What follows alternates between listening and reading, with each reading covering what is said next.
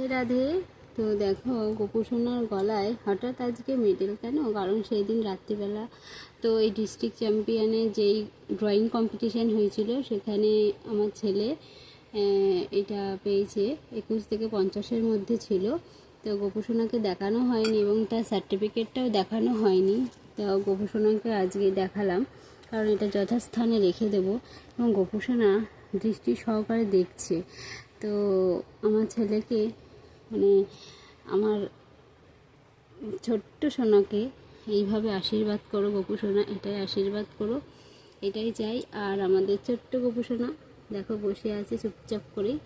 আর এইভাবেই আশীর্বাদের হাত সব সময় তোমার সদা রেখো। আর দেখো আমি মায়াপুর থেকে এই প্রেক্ষাপটটা নিয়ে এসেছি, কেমন হয়েছে অবশ্যই কমেন্ট করবে।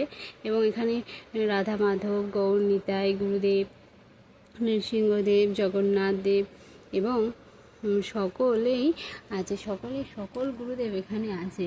তো এই প্রেক্ষাপটটা খুবই ভালো লেগেছে। আমি যখন নতুন বাড়িতে যাব তো এই প্রেক্ষাপটটা আমার সাথে করে নিয়ে যাব এবং সেখানে এই প্রেক্ষাপটটাই আমি আমার মন্দিরে স্থাপন করব। তো চলো, অনেকক্ষণ বললাম, অনেকক্ষণই বকলাম। তো রাধে রাধে, টাটা।